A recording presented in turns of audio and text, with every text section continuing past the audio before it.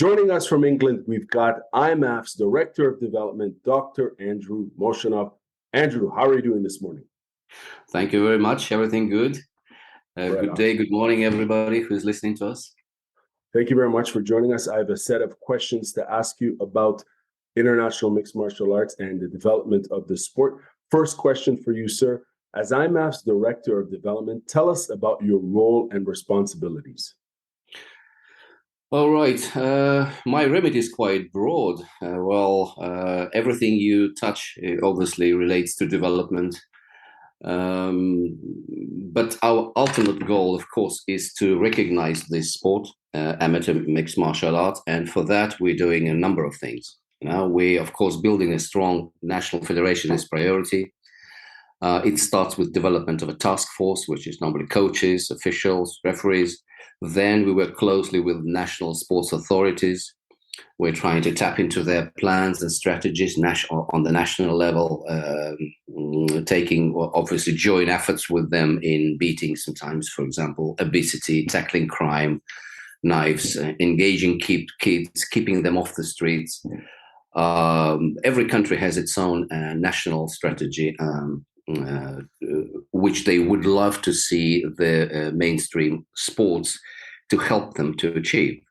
Actually, World Health Organization also has a recommendation to make sure that the kids do 60 minutes at least of moderate physical activity every day. So again, that would be impossible to achieve only with the PE lesson in the school. There has to be some sport coming into play. So this is the kind of a complex task, but actually it's similar to any sport is doing. Any person in this position is doing in any sport is doing all the same. Actually, my previous job was in Samba, where I was doing absolutely similar things for a good number of years before we made this sport Olympic. This sport received the status of Olympic sport. But prior to that, yes, I was going around and brought to a shape, I would say, almost 30 new federations. But funny enough, my selling point was not selling point. My point of entry was MMA. In those days, let's say 10, 15 years ago, very much we know that mixed martial arts was quite a gray area, very, I would say, in many places, pretty much unregulated. So I was just meeting these guys and saying, look, you're doing something great, which is really matching the discipline which exists in Sambo and called combat Sambo. Listen, it's just literally the same, just with the differences, the jacket. Why don't you try? And so this is the way how I got to see the mixed martial arts, how it was developed those days, really on the ground in these clubs. As I say, for me, it was really very gray area. I understand that it's a great sport. My attitude to mixed martial art was always, obviously, always the same. I believe it's a logical evolution of all combat sports, and it definitely deserves to be the sport in its own right. So when I left Samba, completing the mission, obviously I started working on that project. Actually, I joined IMAF for one reason. I saw that there is a leadership here, willing and capable to change the face of that sport. I mean, amateur mixed martial art. Draw the clear line between the professional shows and amateur sport with safe rules. And that's why I joined with excitement. I understand we can do it because we know how to do it. And we're working towards these goals. Now, you've mentioned some interesting things as far as the role of Sambo and how you were coming in and you saw, a lot of what was done on the combat Sambo side as very similar to mixed martial arts. And I guess we'll get into that. But also, I find it very interesting that you say that you found that mixed martial arts as the next logical evolution of the sport. I think that's a really interesting point. But I just want to put in context, you've got a very interesting background. You've got a 6th Dan in judo, a PhD in sports science, along with a diverse professional background in various combat sports, as you've mentioned, with experience as a sports administrator, university lecturer, technical director, director of development, and national and international level coach, along with many high honors. Now, so that's a lot. That's a lifetime of work in martial arts and combat sports, and it's fascinating. I'd like to know. This is a two-part question for you, sir. How has your opinion of mixed martial arts and amateur mixed martial arts changed since you've joined IMAF as director of development? I know you've kind of answered that there a minute or so ago, and a follow up to that would be, what has been the most challenging aspect of your job and mandate as director of development? Probably let me start with the second part of this question.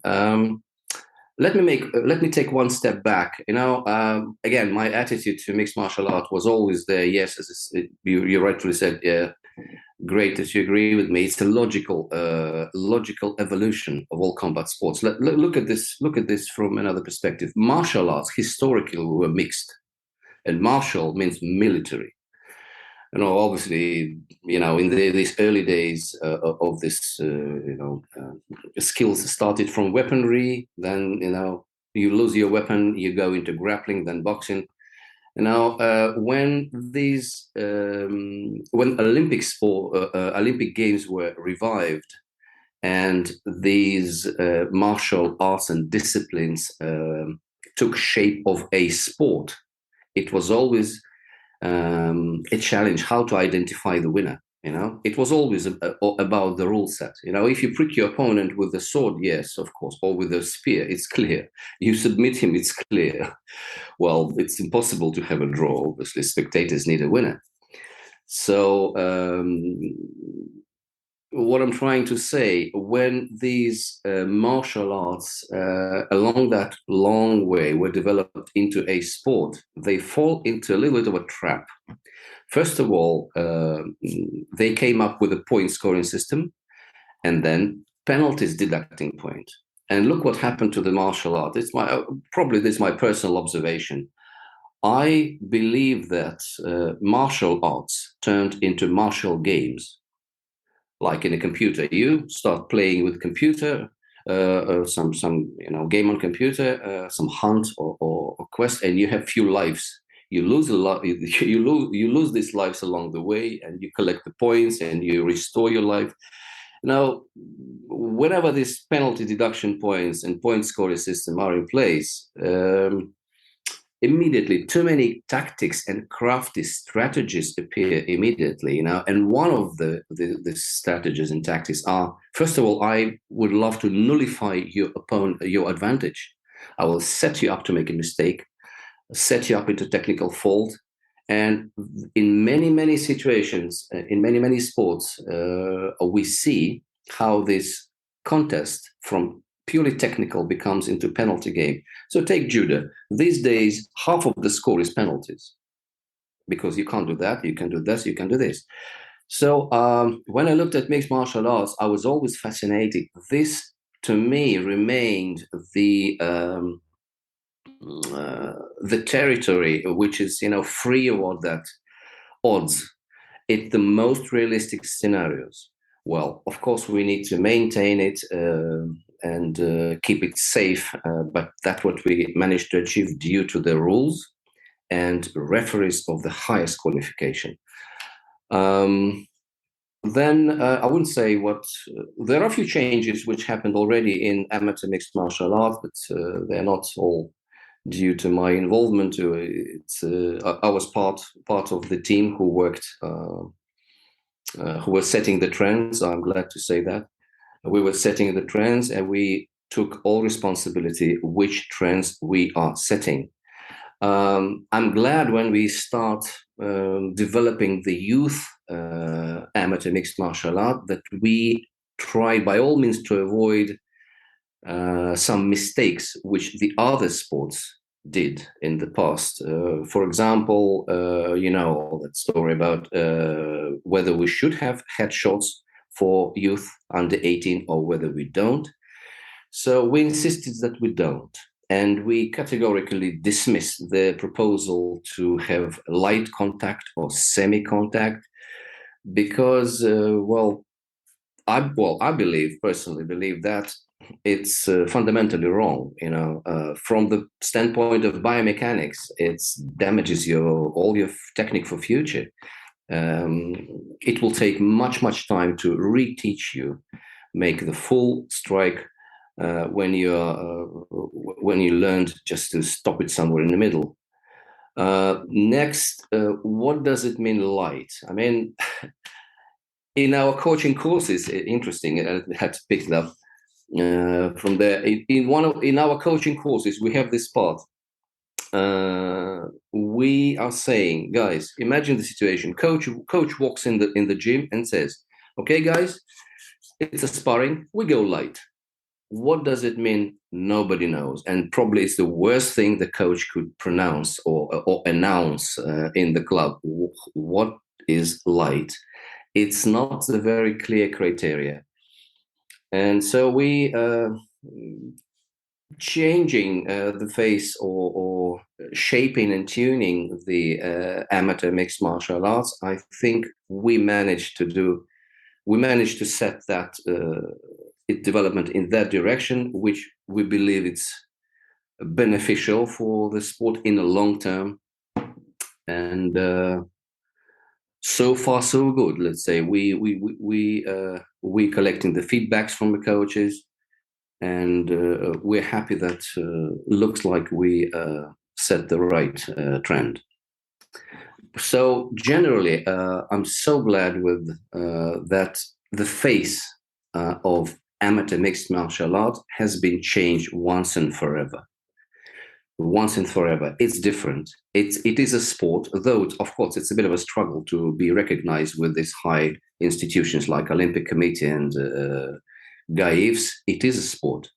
It holds all the features of the sport. We highlight them, we improve them, we develop them.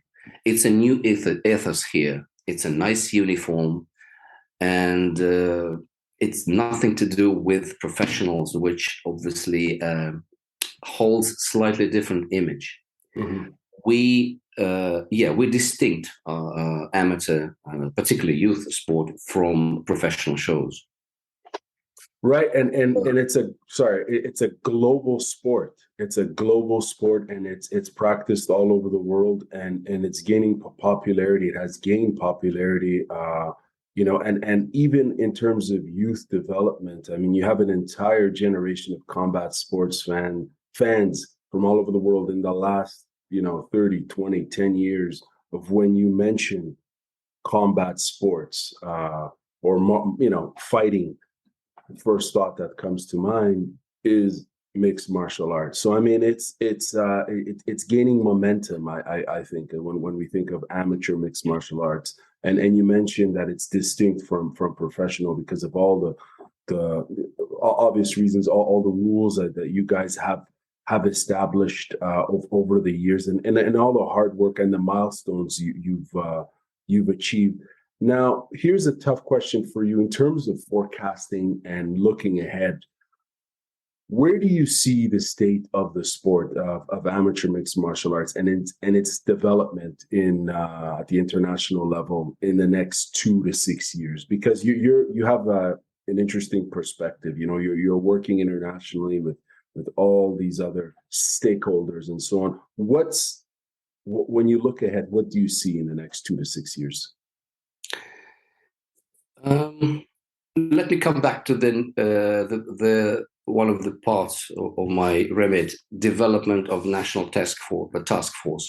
First of all, it's coaches, of course. Everything starts from a coach. Coach sets the direction. The athletes obviously go his way and either reinforce his misconceptions or flourish and become the great athletes. So coaches is everything.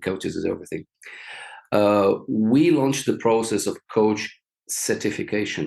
There are hundreds of thousands of coaches working in mixed martial art around the globe, yes, but we want them to be certified. What does it mean? We want them excuse me, we want them to share our ideology. After that, we want them to share this new ethos which we're trying to install.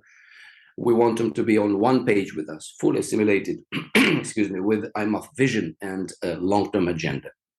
So far, we have almost 1,500 certified coaches in the world. It's roughly from 100 national federations, which we have, it's roughly 10, 15 coaches per country, which is not much, but we're looking to increase them, and that will increase exponentially. In 2 years' time, we want 5 times more. So we want 5,000 coaches in the world, which would, be about, 50 coaches per country. That's enough. That's already enough to create the massive changes. In 5 years' time, will be 20 times more. So roughly 200 coaches per nation. I mean, certified, fully on board with our agenda, fully delivering our long-term plan and vision. Interesting fact that more than 50% of all the certified coaches so far have another qualification in 2 or more combat sports, other core sports, which means the guys are looking to pick up additional qualification, and that collaboration and cooperation with other core sports couldn't be stopped, no matter how protective other international federations act or behave. As for youth participation, we started Youth World Championship with 250 participants 3 years ago. Then we got 350. The last month we have almost 500 kids. It means in 2 years' time, youth MMA, amateur and mixed martial art will take over the world. We definitely will have continental championships from next year for kids, and it's only going to grow. It's only will be growing and growing. In terms of recognition of a sport, yes, I have no doubts it will be fully recognized as a sport in 2 years. So yeah, that's my prediction. That's part of my vision, and which we're working at. It's tough, I know. Actually, you asked me the question earlier. What is the most challenging aspect of my job? Right. I believe I didn't answer it. Multitasking and keeping in mind the big picture. That's for me always a bit of a struggle. I wake up and I try to detach from little things I was doing day before, or I was doing in particular nation or national federation, and try to see the big picture. Well, development is a certain progression anyway, which starts from, let's say, in any country with a group of enthusiasts set in a club, then appears the network of clubs, then inter-club events, then comes into play National Sports Authority. They may look at these guys and say, okay, guys, we support you. Or, sorry, not yet, because you have to prove us that you're a sport. And definition of the sport, which is presented by top organizations like Olympic Committee and GAIFs, a definition of a sport is something which has strong competition structure, which has youth appeal, and which has educational values. For me, as I said, it's a multitasking because every country is different. In some countries, we need to tap into build a system to building competition structure. They have everything else in place. For other countries, we focus on youth appeal, trying to train and educate their pool of youth coaches and or assist them in organizing the structure of some youth events. And of course, this educational values is more a bit of a explanation, bringing even national authorities on board by explaining them what is the educational values of our sport. So that's probably the most challenging part. That in every country, it's different set of tasks we're trying to achieve. It's really a fascinating task and a big one, having to deal with all these different countries. In addition to that, trying to keep that standard when you speak of coaching and sharing that knowledge and transferring that knowledge.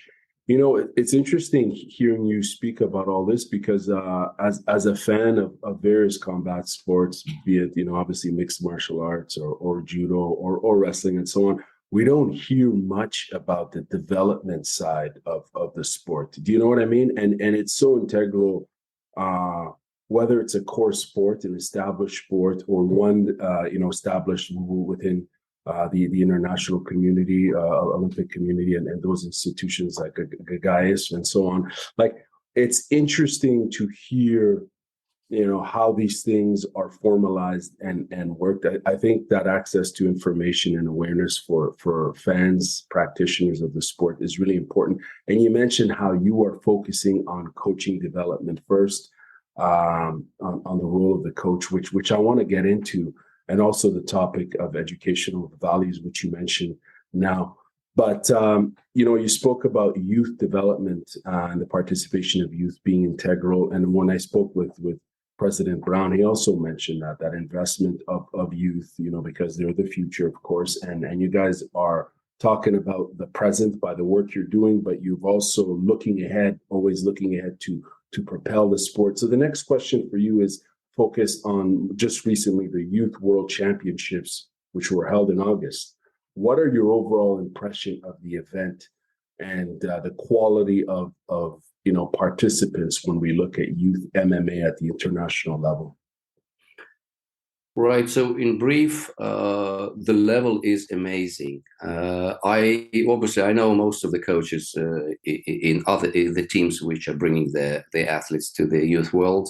They've been through our courses, and I talked to them, and just majority of them saying we lost our speech. What we see here, we lost our speech. There were coaches who participated in the first World Championship, then missed 2 years because of the COVID restrictions, etc., etc. And now they see it, and they lost their speech. The level is just exponentially grew up. It just is such a leap in technical competence. Kids are so confident.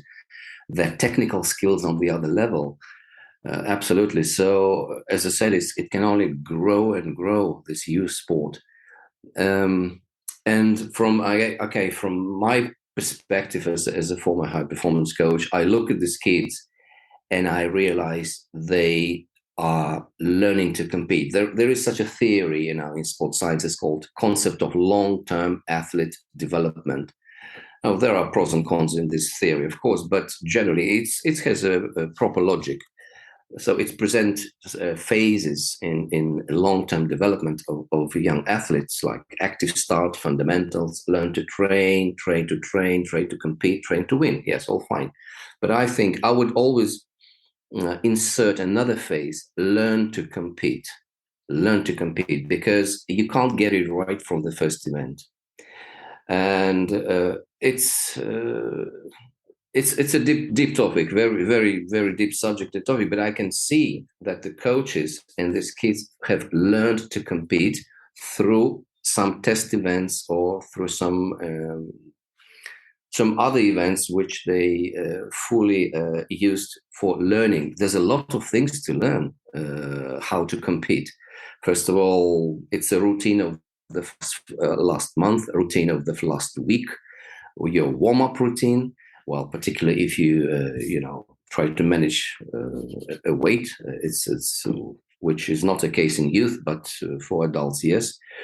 It's that routine of the last 30 minutes routine before you go into the cage, how you focus psychologically. It's all routines which need to be tested, and the best option or variant, you need to stick to it, and that takes time. And I see that these competitive kids, not all of the kids who are practicing mixed martial arts are competitive. We know that for a fact, that probably less than 5%. But still, those kids are so focused and so professional by their professional approach, obviously, which they were led by their coaches, definitely. So I am fascinated to see these kids, and I just only can imagine what is going to happen next year. Yeah. Yeah, you've written about this recently, actually, in an article titled "Youth Events Are a Great School for for children and their future success." And in there, you talk about the long-term athlete development, the importance of talent retention, participation, and so on, and also the role of that good coaching. Like you're always talking about, it all boils down to establishing great coaches and a coaching culture for those who are looking, as you mentioned, the less than 5% for those who are looking to become competitors, because there's always a distinction, of course, between the recreational competitors and the high performance ones. The question I have for you is, in this article, you tell us about this new IMAF course for youth MMA coaching. Can you tell us about this course? Uh, yes, as we realize that youth is critical for the future development and the youth appeal of any sport being one of the important criteria of sports recognition. Yes, we focus our efforts on that, and youth MMA coach, that is a coaching qualification, comes naturally. We need the methodology of teaching and coaching young kids is absolutely different to when you train adults. We want the coaches to realize that, in brief, we can say over the last, let's say, 10, 15 years, kids have changed dramatically. Coaches didn't. We are old generation. These kids belong to digital era that's absolutely different. Right. And they would never change. We can change. These kids would never change. This is, I think, we're dealing now with something called Generation Alpha and Generation Z. These kids born after 2000. I need to look at my records anyway. So these kids are different, absolutely. And we are sometimes 2, 3 generations apart. I was doing a survey of the coaches. Actually, we do it regularly. The average age of a coach working in amateur mixed martial art is 40 years, 39, Wow. 40 years old. Mm. Yeah, of course, could be young guys, but there are no young guys coming into this business. It means they're all core, all, dinosaurs trained in a different way themselves. And we are 2, 3 generations apart from the kids we're trying to teach. Of course, they don't understand us. We need to come on their wave. We need to come on their wave.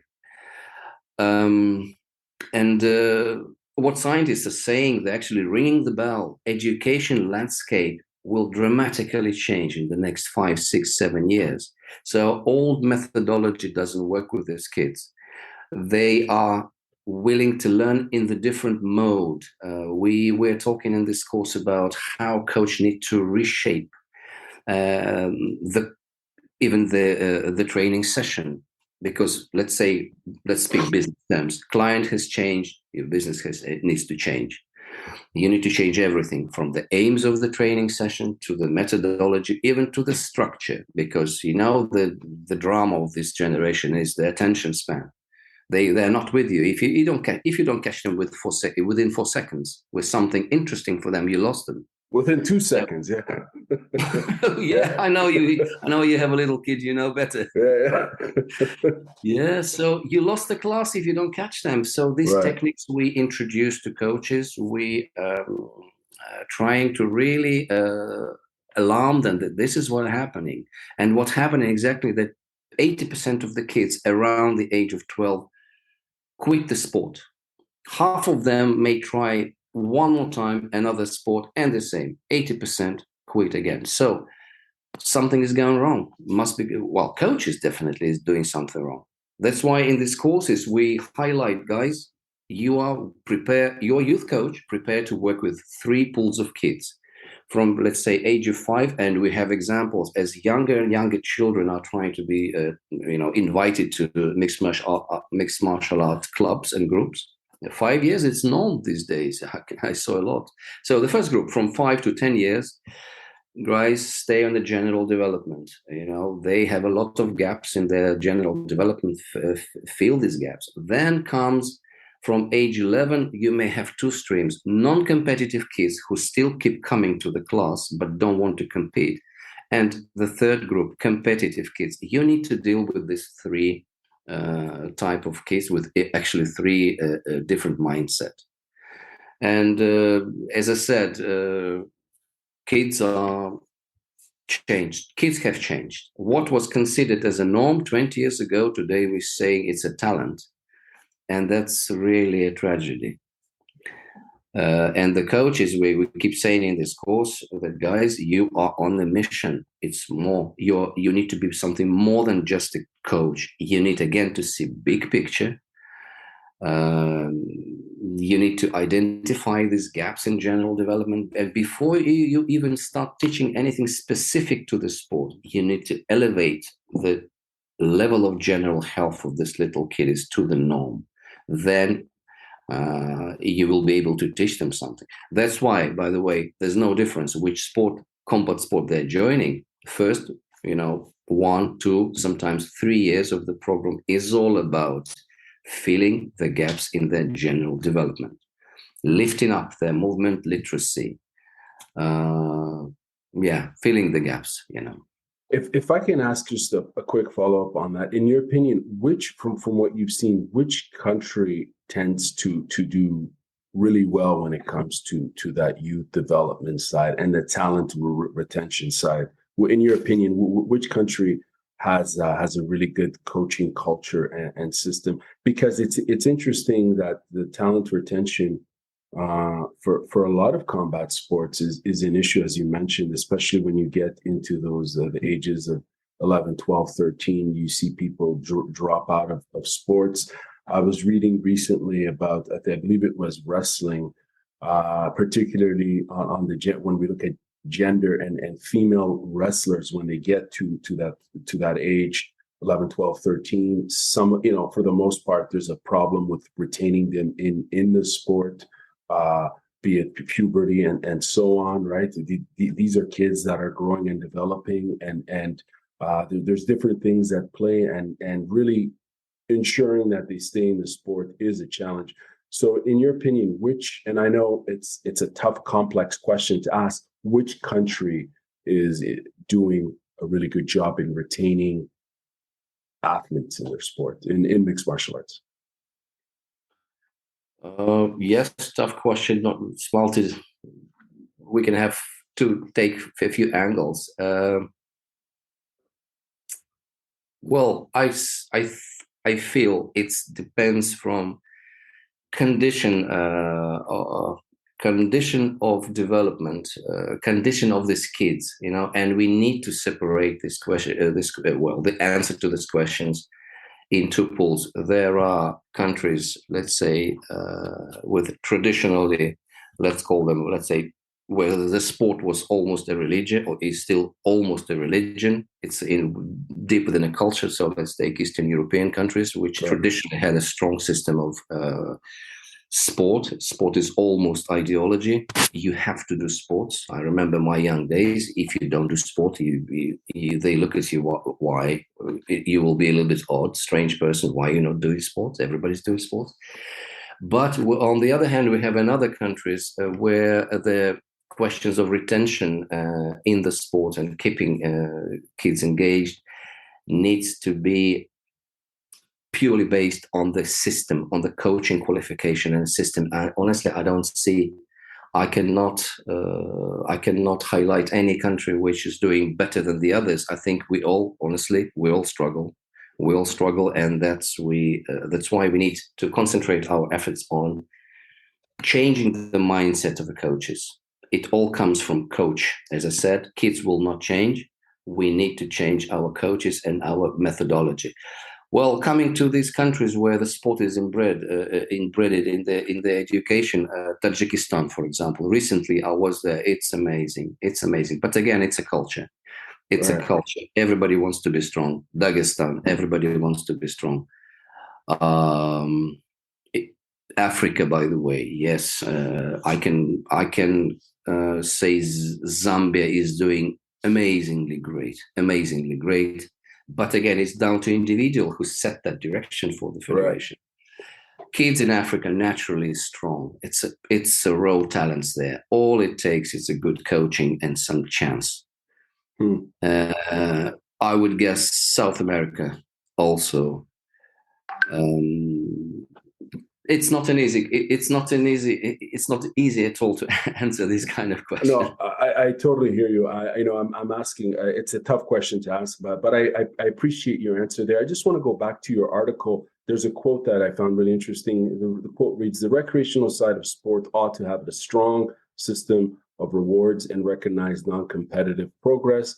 That is why MF is consistently pushing for a grading system. So-called educational values of the sport are almost a buzzword in international sports." So the question here is, what are the criteria for grading and why grading at all?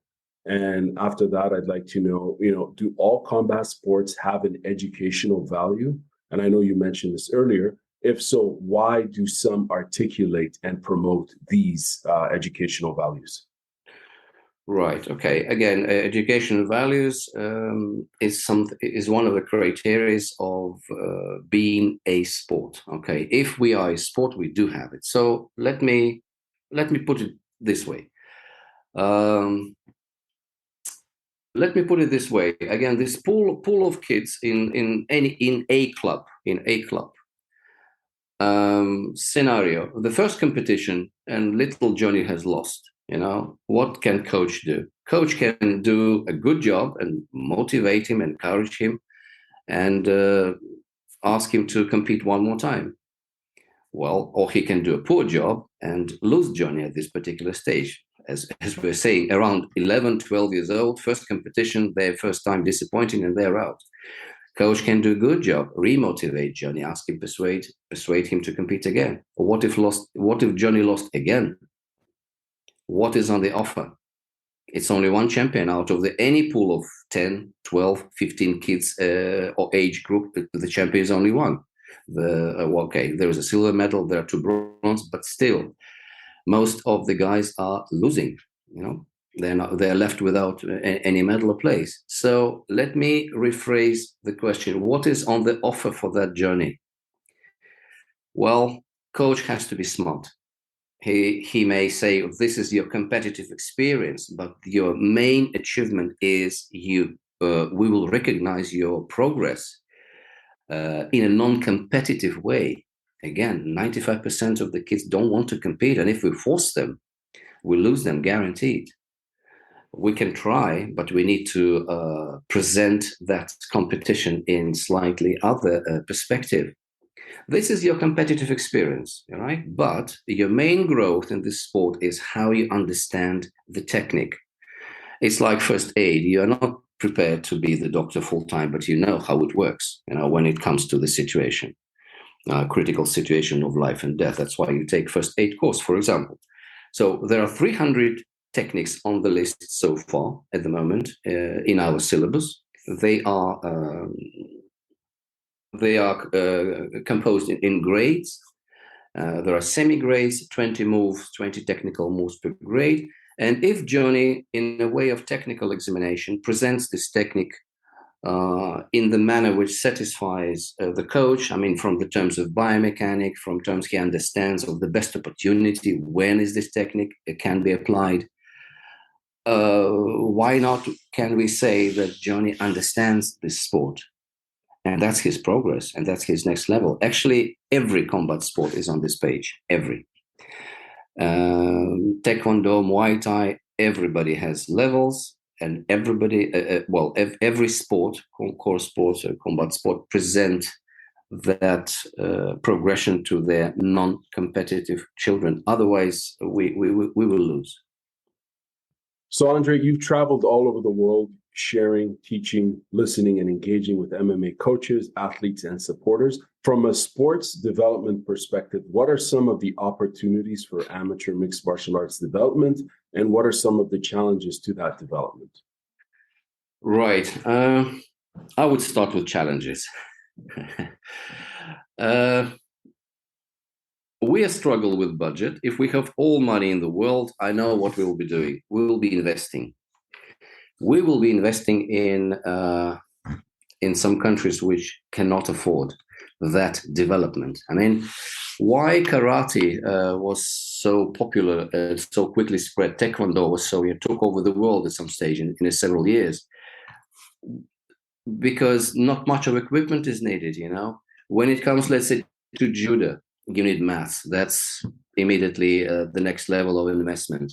When it comes to mixed martial arts, even more, because you need a cage, you need also matted area. So this is one of the challenges. Talents are there. Talents, as I said, Africa is full of talents. South America, full of talents. It's not only these areas. Everywhere is a talent. And wherever this talent is lucky to have all these components come together, training opportunities, good coaches, and support, they explode. They start to flourish. Again, another I would mention critical point is understanding on the national level, understanding on the level of a national sports authority.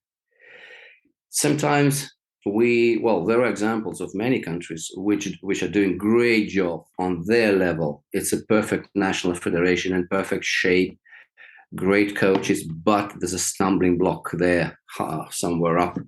They're not perceived probably in the way they should be perceived, and therefore not given a right support. I know it's coming from, it's one of our tasks. We need to change the image of the sport.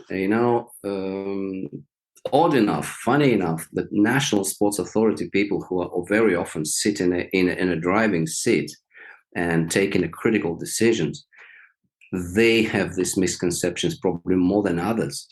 That no, MMA is something. No, don't tell me that. It's something we don't want to listen, because their image was wrong for many years. We know this sport was built upside down. It started with professional show.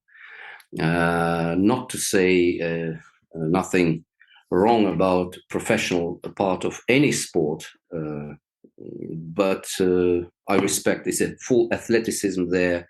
It's a show based not on some fake scenario or some funny moves. It's a real athleticism. But the image is not compelling. Image is not satisfying for the National Sports Authority. They take it as something brutal, because it has been there for so many years. And our job is to change that perception. That's why we're knocking at the door, and trying to sit down with this sports authorities in various countries, present this case.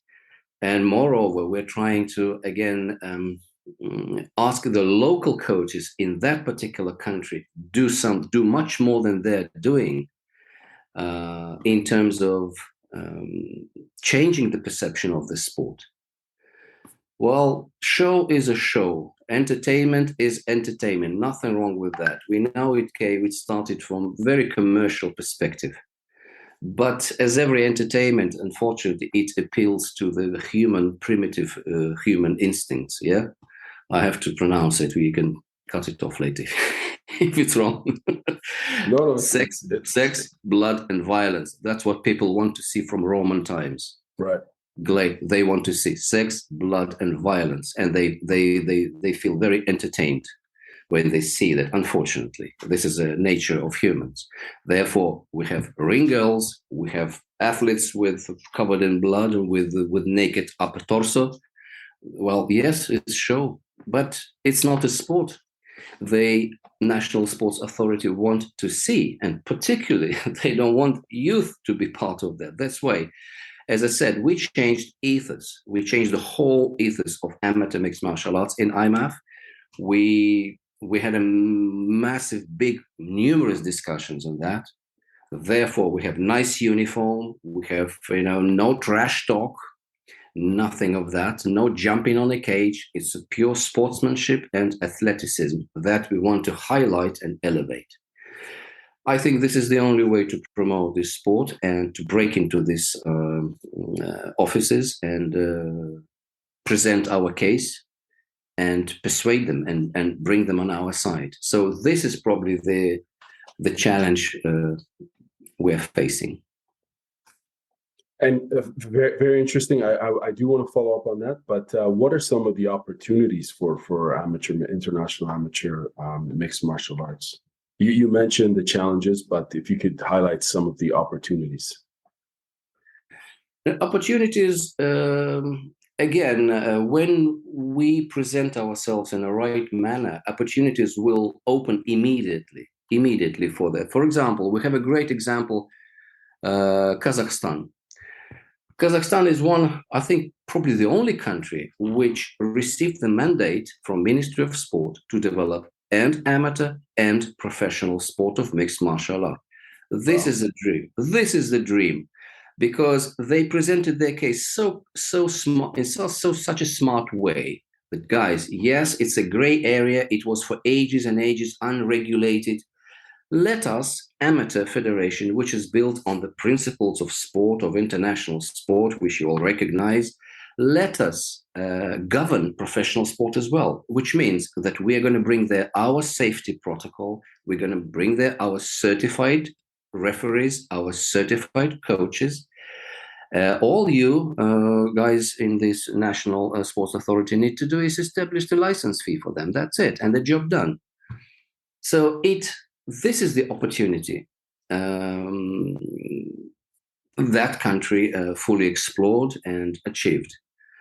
But in an ideal world, yes, I believe that should be like that. The amateur sport, obviously, is receiving the mandate from Ministry of Sport to govern and promote and develop this sport in this country, need to take full responsibility, including professional sport. Then and professional sport is the full pyramid. So when the amateurs can, obviously, sooner or later, or at some stage where they're fit, they can join professional side of a sport and make it kind of an income for themselves.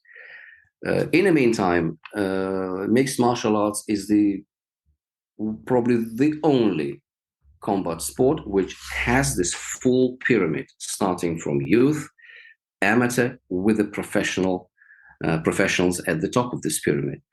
And that is a really unique situation. That's a really unique situation. When, let me repeat, when this is presented to the Ministry of Sport, they, I don't see the reason why they should immediately approve and support that sport in the country. And that's, for me, is the biggest opportunity to explore that avenue rather than anything else. Of course, as I said earlier, we can, help tap into national agenda.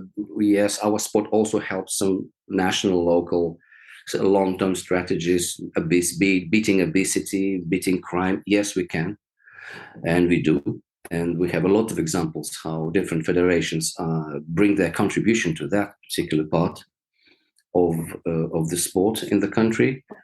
So opportunities is there, but again, in every country they are so different. Right. So that's another round of multitasking, but it's there. Yeah, for sure. No, absolutely. We can only imagine as to how complex that is, going from country A, B, C, and so on. But speaking of which, you mentioned Kazakhstan as a really good example as far as amateur mixed martial arts development. Are there any other countries that you can highlight that are really making an effort in solidifying the sport in their country? Sure. I'm following closely Saudi Arabia, for example. We already did 3 courses there. 2 coaching courses, one for males and one coaching course for females. I love to see what they're doing. They took most structured approach to development. They started with coaches. They started with they offering membership to the different clubs in the country. They are building the competition structure right now, and they are building their youth development as well. So they divided the country in 4 zones. like in National Hockey League, east, west, north, south.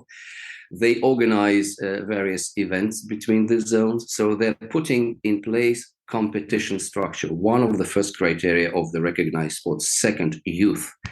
They are all focused on youth. Actually, they had a massive success at this Youth World Championship. They got their first gold medal. It's Right. amazing. Right. And educational values is there. They adopted the grading system. Everything worked, and they did it in such a short time. Amazingly, within a year, they just established themselves as one of the most structured federations. United Emirates, Arab Emirates, also on the same path. Right. Mauritius recently put everything together and got recognition from Ministry of Sport, and I do believe from Olympic Committee. So yeah, there are countries which I mentioned known for very quick, rapid success. Others are doing well. They struggle, but they are working daily on their agenda, and sooner or later they will be there as well. Right, and I think I had interviewed Guyana in regards to MMA there, and they're one of the fastest developing, I think, as far as the Americas. Yes. Yeah. So, you're right. You're right. I should have mentioned that. Oh, it's all good. No, I just through my interviews with them, they had mentioned that, and it's interesting to see what's happening in the Caribbean as far as amateur mixed martial arts development. And it's always interesting, and I know you mentioned Kazakhstan. It's always interesting to see how some countries are really fully invested in combat sports because they may have a really strong judo program, freestyle Greco-Roman program, wrestling program, boxing program, and it's like combat. Some countries really buy into combat sports. They really see the value of combat sports. But now I'd like to move on to a big topic you've spoken about, which is coaching and the importance of that, Andre. In your opinion, what are some of the qualities, qualification, and prerequisites that produce a great mixed martial arts coach? Also, if possible, can you give us a general summary of the different profiles and types of individuals that are currently coaching in MMA? I know you mentioned some already, but I'm just curious to know in terms of combat sports background, level of education, and sports sciences and related fields, and interest in continuous professional development. If you could give us that sort of perspective. Right. Yeah, that data is critical to know, and that's why we are after that data. I'm doing survey every year of coaches on a coaching front, and not only on the coaching front, but I have that picture and I monitor how that picture evolves. So as I said, more than 50% of our coaches has qualification in another combat sport, some core sport traditional, not only MMA. It could be MMA plus judo, MMA plus karate, MMA plus something else. So good sign, very good sign that they want to obviously offer something, either grow themselves, or they want sooner or later start working for mixed martial arts as well, or offer this kind of classes in their clubs. Excuse me. 67%, more than half of the coaches have sports-related education. That was, when I got that data, I was surprised. 67%. 35% has higher education, universities of physical education and sport, and 32 college of physical education and sport. Others just secondary education. But it's more than half. It's amazing data. It means that the people want to learn. They want to learn. They want to get that deep knowledge about how to train people, because it's really serious task. I often compare the coach to the doctor. you can't start any surgery without understanding what is obviously inside.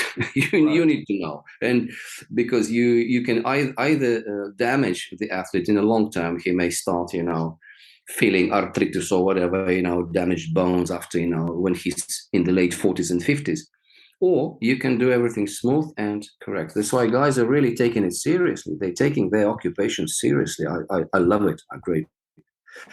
15-20% of all our certified coaches declared that they have personal trainers qualification, which means they're even more deep into the subject of development of different physical qualities. So normally what happened, the former athlete or the athlete which is still active, to support his day-to-day living, he starts doing some personal or one-to-one training. That's one way to step into coaching, but we don't have enough data to say how successful is that and how systematic is that, and maybe it's just incidental data, but it takes place. Interesting, 9% of all certified coaches are females. Also very interesting trends, which telling us that it's not the men's game. And, sorry, did you say 90%? 9%. 9%. Okay. 9%. So one of 10, literally one of 10 coaches is a female, which is great. Then average year, as I mentioned earlier, is 39-40 years. That slightly rings the bell for us. There are not enough young coaches, which means we will be struggling with reteaching the old dogs, teaching them new tricks, as Carl is saying. As I said, the guy in his 40s trying to teach 5-year-old kids is almost a conflict of generation. Oh, well, wow. Which all of us having at home, daily. Right. That's interesting. Yeah. And and he has to change everything, Right. Everything, starting from, being more, running the class more intensively, having in his part of his ammunition methods of resetting the attention of the class. It's these days more not, not like, well, let me teach you low kick, come on, or some, back take. No. Whether you manage the class and keep them fully engaged for 1 hour or 45 minutes, or you lost it. This or that, there's no anything else. We're telling our coaches, guys, you step in the game, you step on the mat, you step in the gym, don't expect a second of rest. Every second, your brain will be exploding. You will be multitasking. You need to do this, and this. Right. You need to monitor the class because all of them different. And actually, multitasking is the biggest challenge, and that quality which probably was missing with the old dogs as us, or this generation. We were never taught, because we were expecting everybody to line up, dead silence in the class, and now, okay, 1, 2, 3, follow me, repeat the move. No, it's not a case any longer. So coach needs to be prepared for multitasking, literally to run 2, 3, 4, 5 programs in one class for 2, 3, 4, 5 different groups of students, because mixed abilities class is what is happening right now. The classes are most mixed in their abilities. Ask any coach, he would say it's a disaster. One is tall, one is short, one is capable of doing forward roll, another is not. And you need to run somehow the class. So imagine you have 15, 20 probably too much, 15 pairs of kids, which is 30, which is also a bit too much. Okay, 10 pairs of kids practicing. Each pair has different mistake.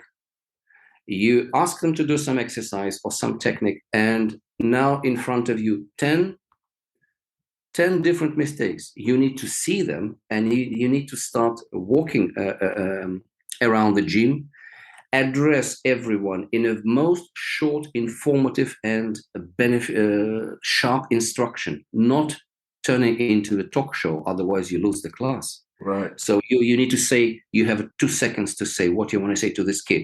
For example, well, watch the balance on the rear leg, move to another one. You screen them, you identify mistake, you need to formulate what instructions, you need to spit it out. You move to the other. It's a multitasking. It's a burning. It's a burning from inside. This work, it really burns from inside. But that's how we need to, how the coaches work these days, at least with youth.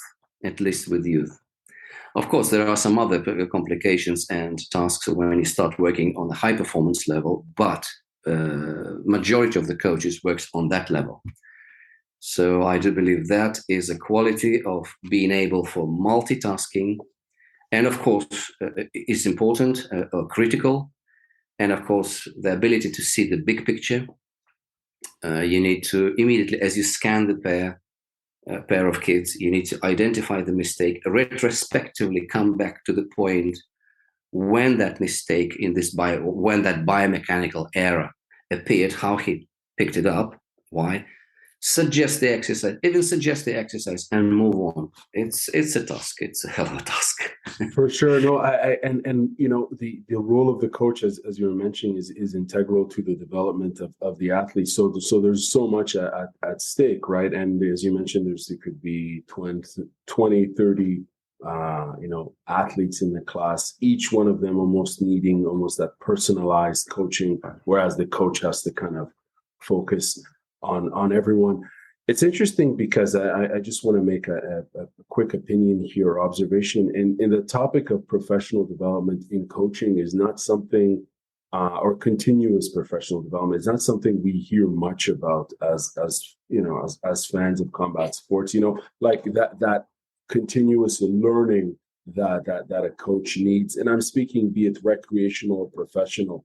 We don't hear a lot about that. It's almost like the focus is always on the athlete, but there's a whole, quote unquote, support staff around the development of the athlete. And it starts with the coach and their willingness to continuously learn. And, in this interview here, what I'm hearing is that, there are many challenges for coaches in all combat sports, in all sports, quite frankly. But as we're speaking about, amateur MMA, investing in education is key, right, to the development of one's coaching style, and also the development of the students, be it recreational, young, or high performance.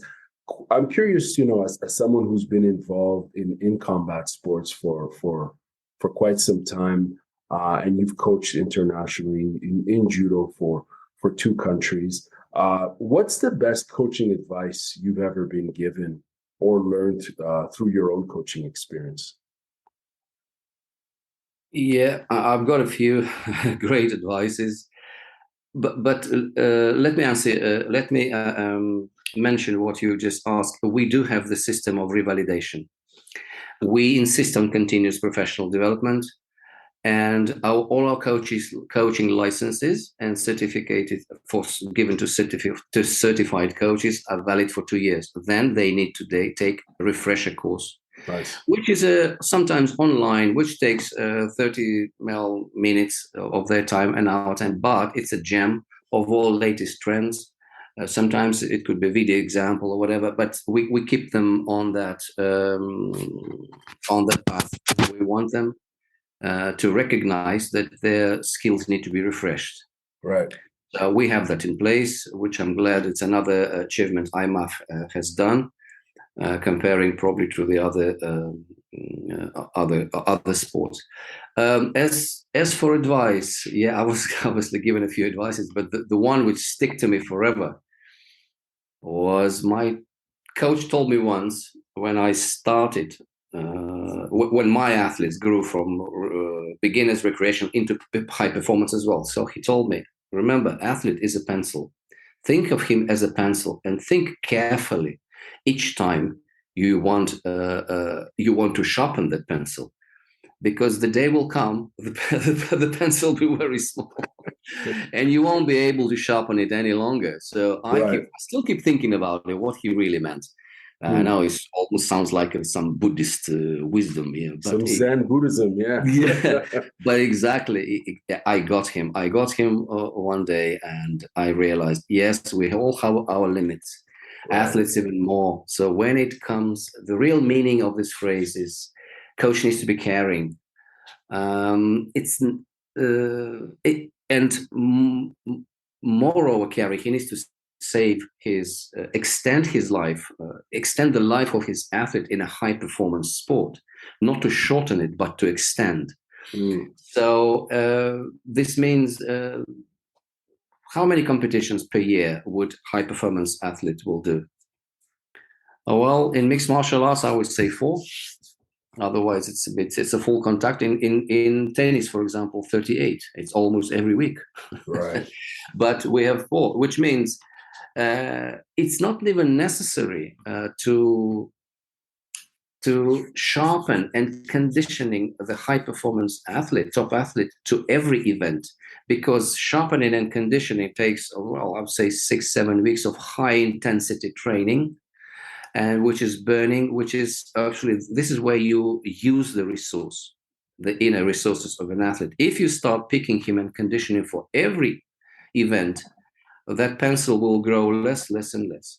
So I came through the phrase to understanding that there are events to learn and events to perform. That's what I mentioned earlier, the stage of learn to compete, but that was for youth.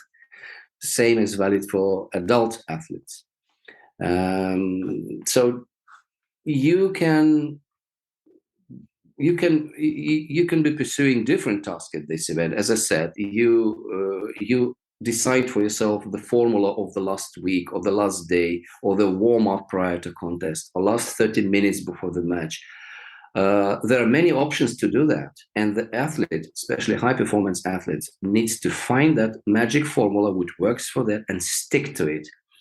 And if it's done at the learning events, there's no need to sharpen his pencil. Well, you understand, he, well, probably will be wise and honest to say to him, right, listen, here, our task at this, let's say, well, nothing wrong. If it's international tournament, doesn't matter, but we're here to, when you need to get it right. You need to get right your warm-up prior to contest and that thing and that bit. How you perform, I wouldn't say it's not relevant. It is relevant, do your best, but it's a clear target, what are we doing? So I came to this formula, and I'm very grateful to my coach for this advice. Very interesting, because it seems that there's almost this maybe a generational way of thinking that you have to work harder, train harder, and as you mentioned, like it's almost like a pressure cooker system of high performance and competing as much as you can, but that sharpens the pencil until there's literally nothing left, and it leads potentially, the high attrition rate in terms of injuries and so on, if you're competing so much. But that's a very interesting analogy. I do appreciate that, and I'm gonna be doing some Zen meditation about that, because it's I love analogies like that. Next question for you is, I'm just wondering, from a sports science perspective, what, in your opinion, when you look at the core combat sports, speaking about Olympic sports, boxing, freestyle, Greco-Roman wrestling, Taekwondo, and Judo, which one of these are the most physically and psychologically demanding and overall taxing, in your opinion, if you were to do a comparative analysis of all of these core sports? For me, sport is always about biomechanics. Every technique has its own biomechanics. So I would say the combat sport which has the closest biomechanical structure of the core movements is probably will be combat sambo, wrestling, and boxing in the order of in the descending order. That's why we were so concerned about this bringing or not bringing in semi-contact or light contact, because it affects biomechanic. Or you have it or you don't have it. It's a long and exhausting way to reteach somebody. at the age of whenever, 18 especially. That's why my prime considerations is always biomechanic, and a lot of biomechanics takes a lot of part in our coach education courses, because what is it a coach seeing mistake or doesn't see mistake? It's biomechanic. He sees or he doesn't see it. That's it. So it's all about that. Physiologically, if biomechanics is right, I don't think physiologically we can train anybody. Really, we can train anybody, because there are many systems how to top up his conditioning. That's doable. But if his biomechanic is wrong, sorry, he would be struggling to against a very skillful opponent, definitely. Psychologically, that's for me all about mindset. All about mindset. A very broad topic you mentioned, psychologically, who is closest to mixed martial arts. I think, again, it's all about mindset. Look at the NBA or National Hockey League. The guys can score in the last second. They can score, they go for it, regardless of overall situation in the match. They go for it. Same as our guys in mixed martial art. It's how to develop the psychology of a winner.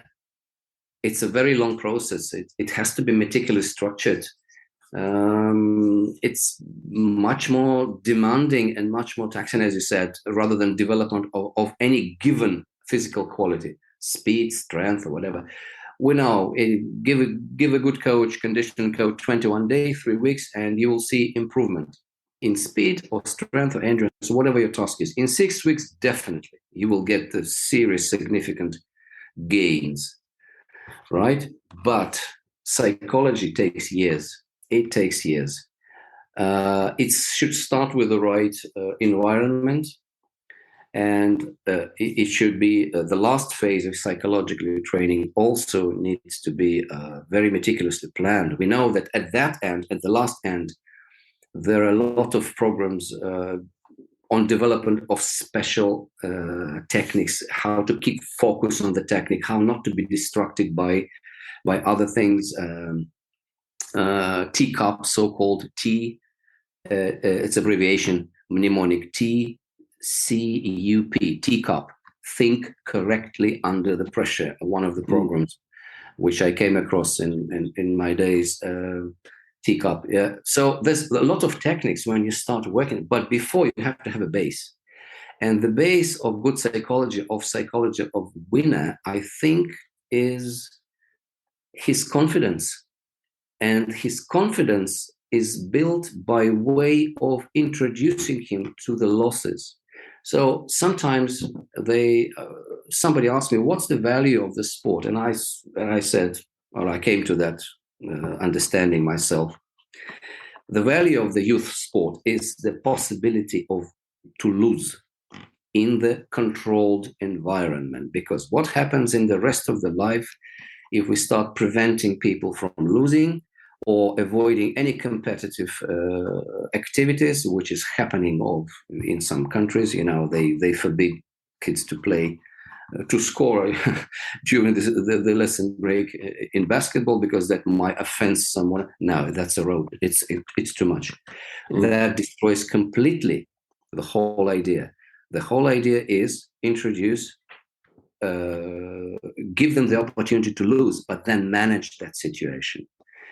The athlete needs to understand that he knows how to deal with the loss, and he knows how to come over and become stronger. When he knows that part, he is not afraid. When he is into some new tactics or new strategy on another level, that thought is not drilling his head from inside. Oh, I may lose. So what? I know I may lose, but I know how to deal with that. So I think it starts in the youth. In youth sport, we need to present the concept of losing in a very, very smart way. It's not the end of the world. Right. This is the action plan, etc., etc. Well, of course, we know that 80% of the guys will drop off anyway. But the others, once being introduced to the concept, this concept of dealing with the loss, they will be only stronger. And then only that pool of talented guys will move on through all this high performance pyramid. And at the end, we will start working with them on that strategies, teacups, and focusing on tactics and keeping the tactical structure of the match and strategies, etc., etc. So, yeah. There's a lot there, and in particular, when you speak of learning how to lose as a way to cope with life, quite frankly, because there's some transferable skills with life outside of sports, and developing as a person, right? So it's very important. I have one last question for you, sir. Thank you very much, by the way, for this has been an excellent conversation. I'm curious to know, now you've previously worked in judo and sambo, but now you're working in amateur mixed martial arts. How have your previous experiences in both judo and sambo transferred over into the world of mixed martial arts? What skills or perspectives have you developed while transitioning into this new space?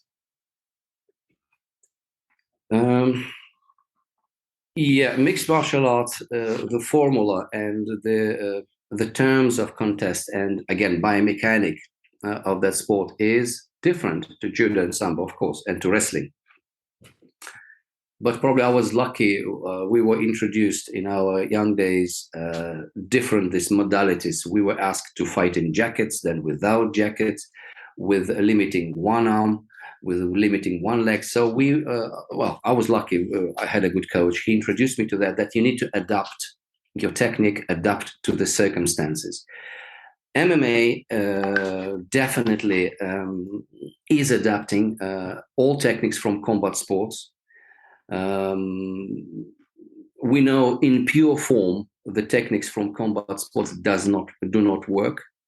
There is no pure boxing because you cannot stay on your legs like that. You will be, tackled immediately. There is no pure jiu-jitsu. First of all, put the gloves on and start to do some groundwork. Half of the jiu-jitsu technique will disappear because obviously the glove is a little bit too big to be fitted in certain ways. So it's all about adaptation. And in the early days of mixed martial arts, yes, the guys were jumping from other sports, other combat sports, and they would be able to surprise someone with surprise techniques. But the sport is not based on surprises. It's it is based on the proper technical repertoire and understanding when and how it is applied.